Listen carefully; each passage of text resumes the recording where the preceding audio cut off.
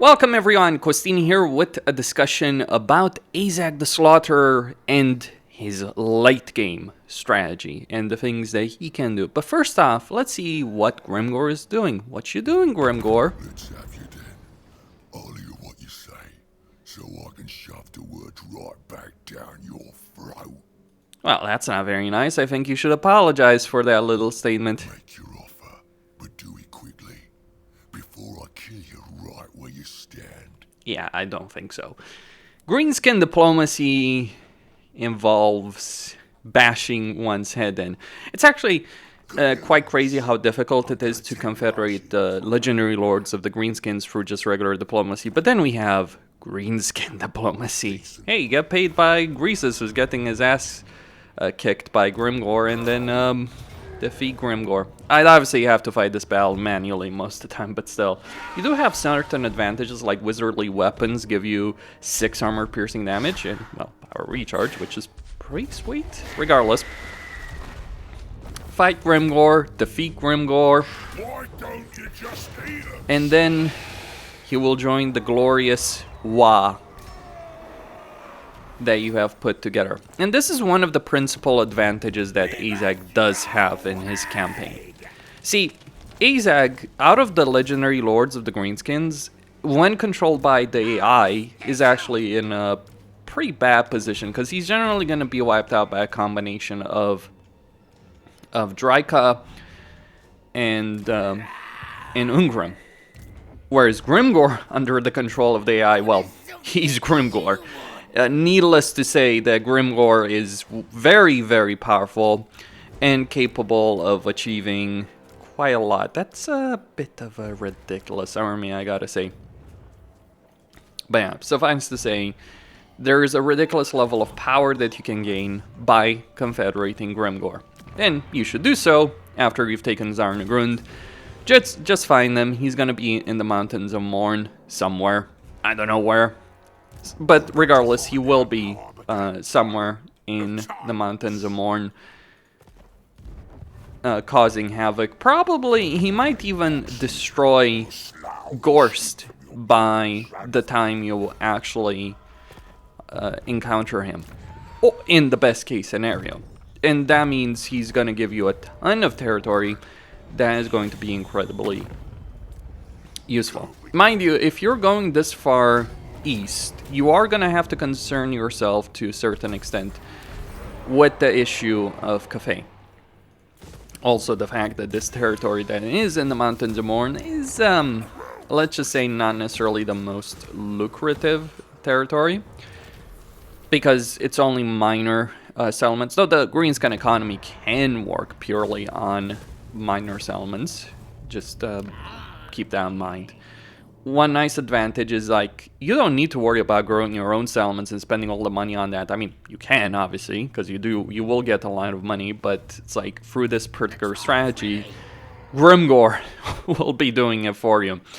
And yeah, there's a ridiculous level of power over here when you confederate Grimgor, because he's gonna likely have the big fort over here, which gives you hero capacity for Black Orc big bosses, and hero recruitment for Black Orc big bosses over here.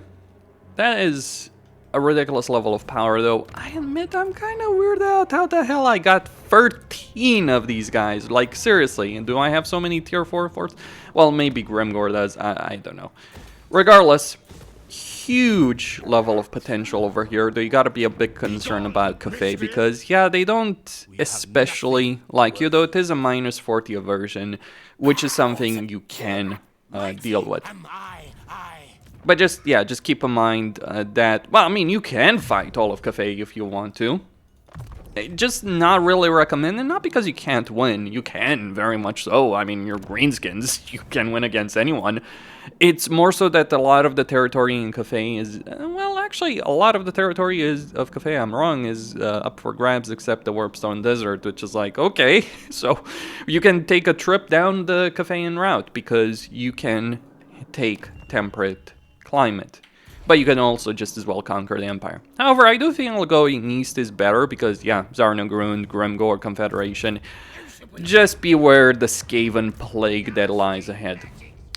Whereas in the Empire, you can ally Vlad and Katrin. Allying the Empire is not really a great strategy because two reasons. One, you have minus 100 aversion with the Empire, so you can technically make an alliance work with them, but it's like going to be tricky. Katrin is certainly not going to appreciate you screwing over the Empire. In fact, she broke my military alliance. I had to sell her some territory over here in order to get it back. But still, you can maintain an alliance with Vlad. That's pretty easy enough because you have plus 40 relations with the vampire count, so that's going to nullify the aversion they feel towards you.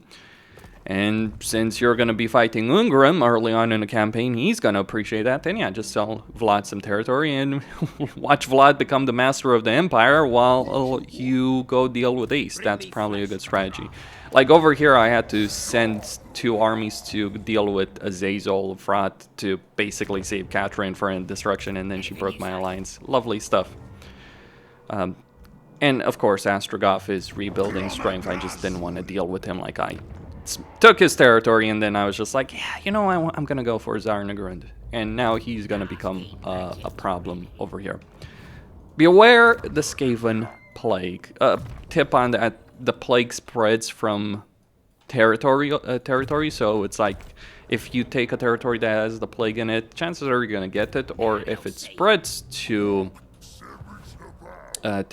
your territory, your army is going to get it potentially from getting it. So try and keep your armies outside of the regions you've conquered there, or move them out, and using camp stands to avoid the downside of the plague over there. That's a good way to handle it.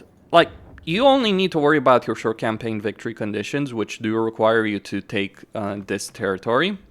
Though again, like Katrinburg, the military alliance we had, and she has this territory, but I'm gonna be able to get that. Besides, I've already completed short campaign victory condition, and on my way for long campaign victory condition at turn 41. Yeah, Azhag is quite crazy. Long campaign is not the issue, it's short campaign, but making an alliance with Katrin is really useful in it. Or you could make an alliance with the Skaven, give Rat all that territory. He's probably going to be easier to maintain an alliance with than Katrin, and you can make the Skaven Vampire Counts alliance over there. Or just the Skaven alliance if you want to. Though, I would avoid fighting Vlad. He's quite capable of defeating armies single-handedly.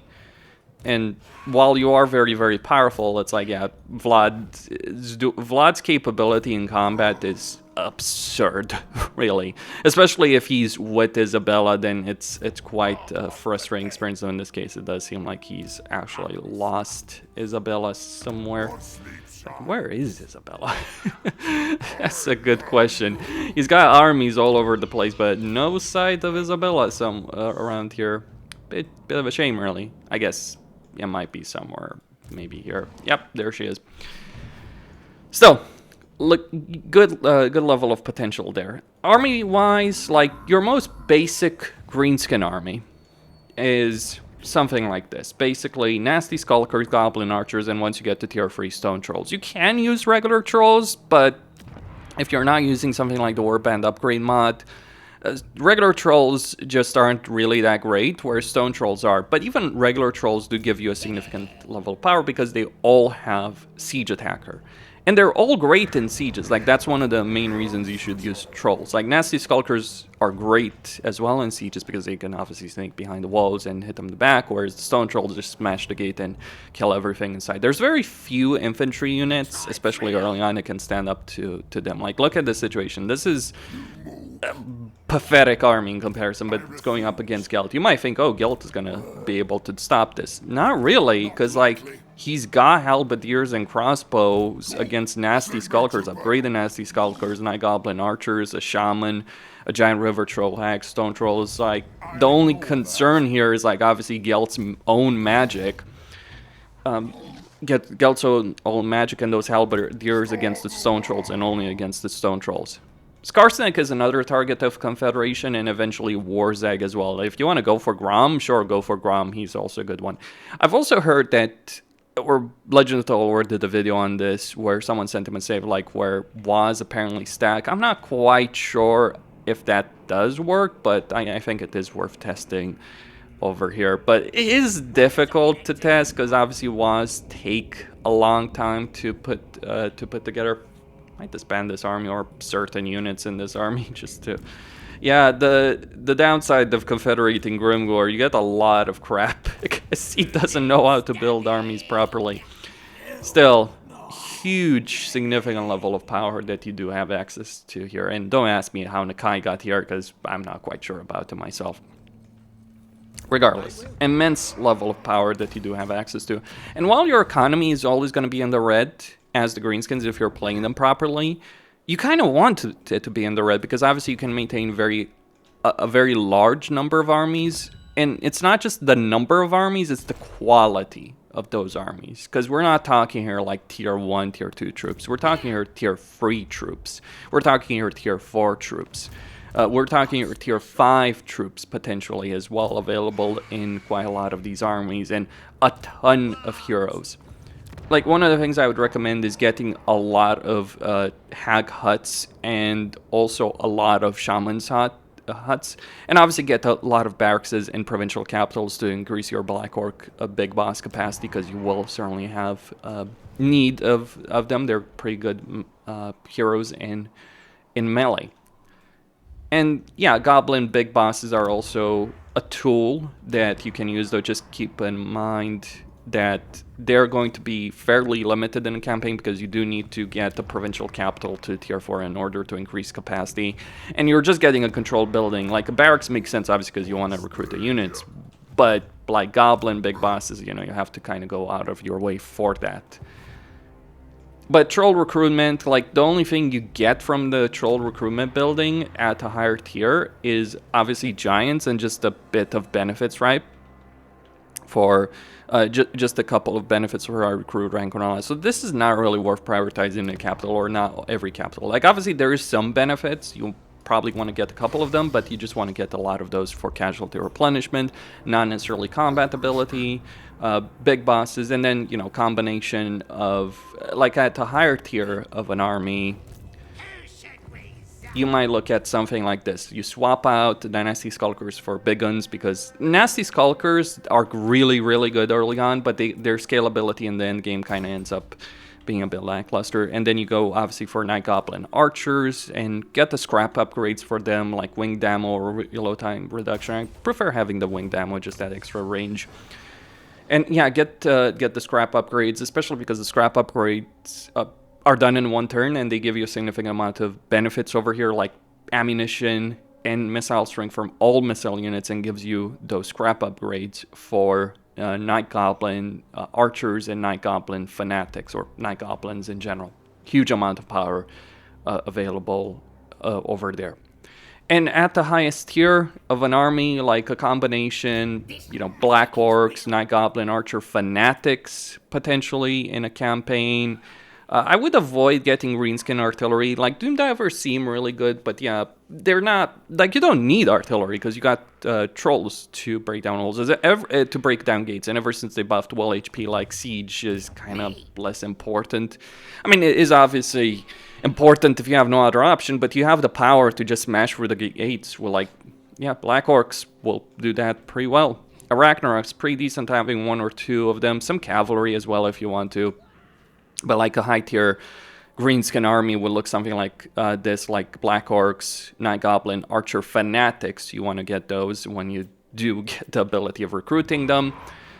And yeah, a couple maybe Ragnaroks, Rogue Idols, maybe even some Giants, you know, just for variety. But because it all works, like, there's a lot of strategies with Greenskins that do end up working quite well. One thing to note about Troll scrap upgrades, it is pretty deep into the research tree to get them, so it's going to take a good amount of turns. But on the flip side, you get 15 leadership, because one of the problems with Trolls is, like, they'll win battles, but their leadership, like, they will constantly rout and re-engage, so this will prevent them from adding 15 leadership for scrap upgrades is pretty damn significant, I gotta say. And you can get a huge amount of units with various upgrades and really become a powerhouse of action in a lot of ways. Though, keep in mind you don't have wizardly weapons for Black Orcs. It's a bit of a shame, because, yeah, Black Orcs with wizardly weapons would potentially be even more ridiculous, but, I mean, most of their damage is armor piercing anyway. And in terms of, like, settlements otherwise, You do obviously want to get hordes, as many hordes as possible. I mean, your economy's in the red, sure, but that doesn't mean you ignore building up economic buildings. So another thing you want to do is get raiding stashes. So like a tier 3 settlement, like over here, what I would build is a raiding stash and then a shaman building, like alternate in provinces between shaman capacity and Giant River Trollax for minor settlements, and yeah, get raiding stashes in the horde. That's kind of the way to build Greenskin settlements, minor settlements, and major settlements. It's all about like what units you want to recruit, basically. Though you could just make the basic barracks and rely on the basic barrack units and trolls and ignore everything else like a Ragnarok if you really want to optimize settlements in some way. Though at a very high level, you have enough building slots to build pretty much everything that you want. So. Yeah, there's a good amount of variety. Fun fact is like the Greenskins being able to take a settlement at the same tier that it is at is enormously powerful. It's RNG, but like, yeah, taking Zarnagrund at tier 5 with the desecrated Great Temple of Hashut for 500 income, research rate, character experience gain, and Winds of Magic is pretty damn good as opposed to having to wait to build it to tier 5. And that's just a benefit that you'll be able to use in a Greenskin campaign. If you're not playing on Legendary, you can just save before one of these siege battles. And if you're not getting the settlement at the same tier as it is at, you can always, just reload the save. Especially if you cannot resolve that particular siege, which you may not be able to. Just bear that in mind, you might not be able to. But if there's an army outside the settlement, you could defeat that army, and before you take the settlement, just save, and then if you're not getting the settlement. With minor settlements, I recommend sacking them because you need the money, really. You do need the money over there in order to keep your economy going. And that's kind of all there is to say. Like, the choices are like Darklands, focus on conquering the Darklands, Mountains of Morn, potentially Cafe, or just, ignore Cafe, try and maybe give Xiao Ming some territory so he'll leave you alone, because Miao Ying is not going to attack you all often. So you might want to give, you might want to take Noblar Country, sell that to Xiao Ming, maybe even the Dragon Isles as well, though there's some good trade resources there as well. And you could, march into the Badlands here, take all of this territory. You have a good amount of campaign territory that you can take, but you are kind of limited by Norsca to the north, Ulfan to the west, of course, and Camry to the south. Though, keep in mind, by the time you arrive at those territory, you'll have so much money and so much power that you could deal with the unpleasant climate in those territories and yeah, do whatever you want. That's the greatness of the Greenskins, really. You have some, especially with Azhag, and to a lesser extent Grimgor, I would say. Like, you have a lot of flexibilities in this campaign, and like Azhag has the most amount of flexibility just because of the climate power he does have available. Costin signing out. Don't forget to subscribe, like, and enable notifications, and stay tuned for more.